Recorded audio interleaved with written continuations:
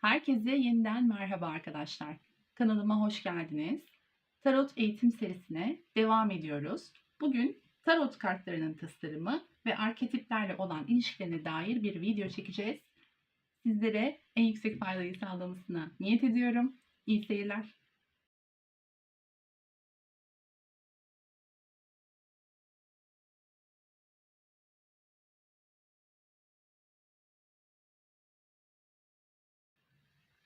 Tarot kartlarının tasarımı. Tarot kartları ilk ne zaman tasarlanmış, ne şekilde tasarlanmış, nasıl düşünülmüş? Bugün bunlara bakacağız ve üzerlerindeki sembollerin arketiplerle olan ilişkisinden bahsedeceğiz arkadaşlar. Tekrar hoş geldiniz. 1910 yılında bir bilim insanı olan Dr. Arthur Edward White bir deste tasarlıyor arkadaşlar. Fakat tasarladığı bu desteği bir sahne sanatçısına çizdiriyor. Pamela Coleman Smith adında bir sahne sanatçısına bu tasarladığı destenin çizimlerini yaptırıyor. Bu kişi bir sahne tasarımcısı. Kartların her birinin üzerine bir sahne çizip dramatik özellikler eklemesini istiyor ve bu kişi de Smith de tam olarak bunu yapıyor arkadaşlar. Yani bu kartı çizen kişi bir sahne tasarımcısı. Burada demek istediğim şey, özellikle üzerine durmak istediğim şey, kartların aslında bir tiyatral özelliğinin olduğu. Evet, kart bu şekilde 1910 yılında tasarlanıyor. Astroloji ve Kabala'dan da birçok öğe içeriyor içerisinde. Standart deste olarak kullanılıyor tüm dünyada. Hala günümüzde de popülaritesini sürdürüyor. Klasik Rider Waite destesi arkadaşlar. Gördüğünüz gibi üzerindeki tasarımlar sanatçı tarafından, bir sahne sanatçısı tarafından çizilmiş. Oldukça üzerinde detaylı bir şekilde durulmuş, çalışılmış tasarımlar arkadaşlar. Kart boyutunun büyük olmasının sebebi üzerlerindeki sembollerin daha net fark edilebilmesidir. Yani normal oyun kartlarından daha büyüktür boyutu. İşte bunun nedeni şu üzerlerindeki sembollerin daha net bir şekilde görülmesi. Çünkü bu sembollerin görülmesi önemli. Çünkü bütün hikayeyi anlatan ve bizim arketiplerimize hitap eden, onları çalıştıran şeyler, tarotun bütün olayı aslında bu semboller arkadaşlar. O yüzden kart boyutlarının büyük olması bu destede önemli. Ön planda tutulmuş. Bunun yanı sıra bu kadar fazla kart olmasının sebebini açıklayalım şimdi de. 78 adet kartımız var. Biraz kart sayısı fazla. Bunun nedeni ise arkadaşlar, tüm evrenin modelini ve kozmolojiyi tek bir destede toplamak. Yani şöyle söyleyelim. Şimdi burada 78 tane kart var. Bu 78 kartın her biri farklı bir enerjiyi anlatıyor. Bütün evren aslında burada. Bütün enerji burada. Yani kozmoloji. Olabilecek, evrende olabilecek tüm enerjiler, bir insanda olabilecek tüm arketipler hepsi bir desteğe toplanmış. İşte bu yüzden kart sayısı bu kadar fazla arkadaşlar. Devam edelim. Şimdi size biliyorsunuz geçen videoda majör arkanalardan bahsetmiştim. Yani büyük sırlar destesinden bahsetmiştim.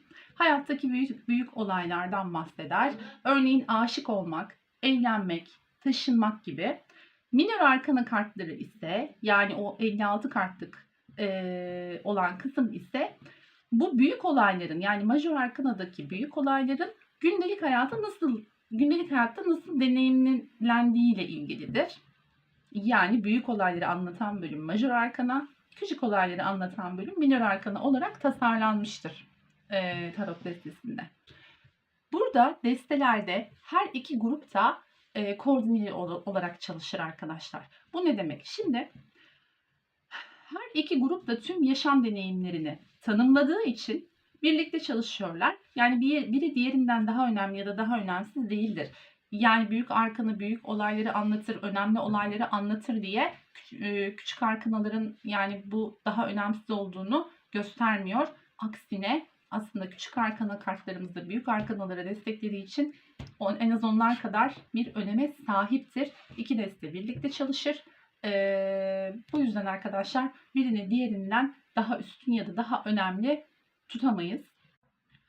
Majör arkana kartları dönüşüm sürecini çarpıcı ve dramatik görüntülerle özetlerken minör arkana kartları bu yolun hangi aşamalardan geçtiğini gösterir. Majör arkana kartları daha çok nişanlar, düğünler, yıl dönümleri gibi büyük ve önemli olayları tasvir eder. Minör arkanalar ise gündelik olaylar sırasında yaşanan rastgele anlık görüntüleri tasvir eder arkadaşlar. Yani kartların üzerindeki tasarımlar bu şekildedir. Minör ve majör olarak ayırırsak. Özetle arkadaşlar, majör arkanalar hayatta oynadığımız büyük rolleri, minör arkanalar ise bu rolleri günlük hayatta nasıl oynadığımızı gösterir. Gündelik hayattaki ilerlemeyi bir fotoğraf çekimi gibi, yani bir fotoğraf çekimi sırasında poz verme gibi düşünürsek, bu görüntülerde o pozları aslında tasvir eder. Yani o fotoğraf çekimi sırasında poz verme duraksaması şeklinde de tasvir edebiliriz arkadaşlar kartların üzerindeki sembolizmalara. Hani böyle fotoğraf çekerken nasıl ki anlık görüntüler oluyorsa bu da bir nevi o şekilde düşünülebilir arkadaşlar kartların üzerindeki sembolizmalar. Jung hepimizin doğuştan gelen bir arketipleri anlama yeteneğine sahip olduğumuzu düşünüyormuş. Bu özelliğin standart donanımımızda var olduğunu ileri sürmüş arkadaşlar. Yani bizim aslında bu arketipleri anlama yeteneğimiz şu anda bilince çıkmamış olsa bile var. Bu yeteneğe sahibiz. Bu doğuştan gelen bir yetenek. Sadece farkında değiliz. Bunun işte bu tarot kartlarındaki sembolizmaları gördüğümüz anda bu mekanizmamız çalışıyor.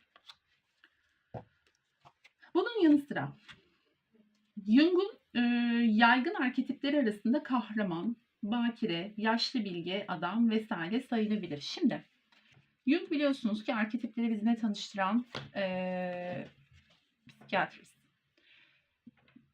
Bazı arketipler, ben arada böyle arketip kartlarını da kullanıyorum arkadaşlar açılımlarda, dikkatinizi mutlaka çekmiştir. Benim için çok önemli bir konudur arketip konusu. Gerçekten aslında bütün arketipler her birimizin içinde var. Bir düğme gibi düşünün bunları. O düğmeye bastığınız anda o arketipi çalıştırıyorsunuz. Bunu anlama yeteneğinizin doğuştan geldiğini söylüyor Jung. Ve her birimizde, istisnasız her birimizde var ama en çok olanlar, yaygın olan arketipler kahraman, bakire, yaşlı bilgi adam gibi arketipler arkadaşlar. Bunlar her birimizin içinde var. İşte tarot kartlarındaki sembolizmaların çalıştırdığı yaygın arketipler arasında bunları sayabiliriz. Bir de anima ve animus var. Bu da yine Jung'un ortaya koyduğu bir kavramdır. Anima bir erkeğin içindeki dişil yön demektir.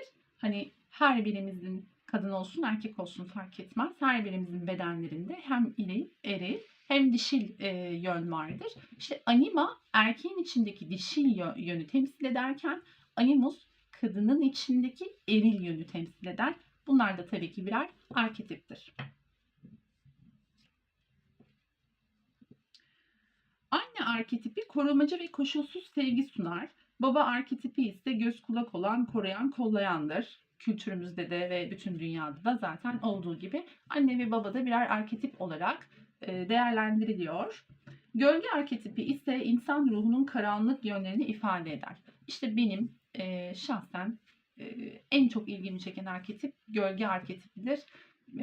Açılımlarda da sık sık kullanırım zaten. Gölgelerimizin üzerinde çalışmak, gölge çalışması, shadow work yapmak, karanlık yönlerimizle barışmak, onları bilmek, onlarla barışmak bize bir bütün hissettirir. Gölge arketipi aslında çok detaylı bir konu. Ben bir gün bu konuya böyle ayrı bir videoda değinmek istiyorum ki açılımlarda gölgeden bahsettiğimiz zaman hani en azından ne demek istediğimizi daha anlaşılır hale getirmek için gölge arketipinden böyle uzun uzun bir bahsetmek istiyorum. O yüzden şimdilik sadece bu kadar söylüyorum. Gölge arketipi insan ruhunun karanlık yönlerini ifade eder dedik. Arketip karakterler popüler kitapların, filmlerin ve TV programlarının önemli unsurlarıdır arkadaşlar. Başıboş dolaşan o deli hani Joker var ya, işte güçlü büyücü, gizemli bilge kadın, çeşitli kültürlerdeki önemli arketiplerdir.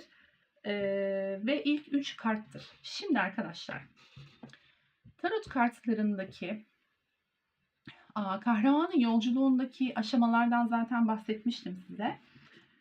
Bu karakterler, yani arketipik karakterler aslında bütün kültürlerde kitapların, filmlerin konusu olmuştur. Mesela izlediğiniz filmleri ve okuduğunuz kitapları düşünün. Dinlediğiniz hikayeleri düşünün. Orada mutlaka bir bilge kadın, yaşlı bilge kadın, böyle başıboş gezen bir serseri gibi dolaşan, pek aklı başında olmayan bir deli arketipi diyoruz ona. Yani deli derken bir serseri, böyle tecrübesiz, hayata dair bir fikri olmayan, genellikle bu kişi kahraman olarak, yani kahramanın yolculuğunun başındaki kişi, daha yola çıkmamış olan kişi.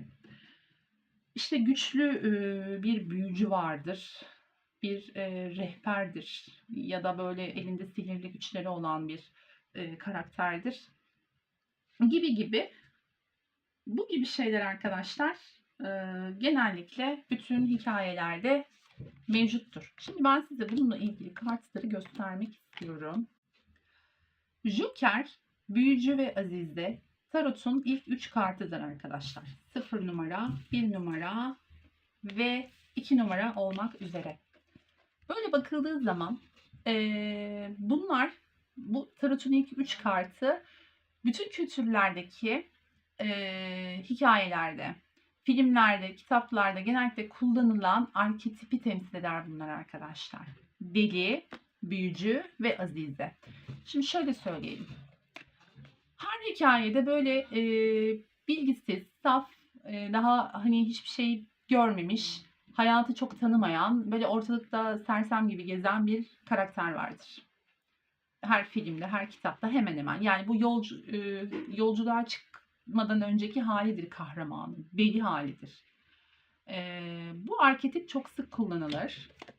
Bunun yanı sıra büyücü ve azize Joker'in göksel ebeveynleridir. Yani göksel anne ve göksel babalarıdır. Bunların hepsine detaylı şekilde değineceğiz tabii ki ama büyücü yine böyle evrensel özelliğe sahip hikayelerde, filmlerde büyücü de böyle gizli güçleri olan, işte sihirli değnekleri olan bir karakterdir. Ve yaşlı bilge kadın arketipini temsil eder Azize. 3. kartımız. Bu da işte yine hemen hemen her hikayede işte böyle akıl veren, yol gösteren, yaşlı bilge kadın, gizemli kadındır Azize de. Bu ilk 3 kart da bize bunu temsil ediyor arkadaşlar. Arketipik yapıda değerlendirirsek. Evet arkadaşlar, tarot kartlarının tasarımından ve arketiplerle olan ilişkilerinden bahsettik. Bir sonraki videomuzda da minör arkana kartları ve elementlerle olan ilişkisinden bahsedeceğiz. Görüşmek üzere, kendinize çok iyi bakın, hoşça kalın.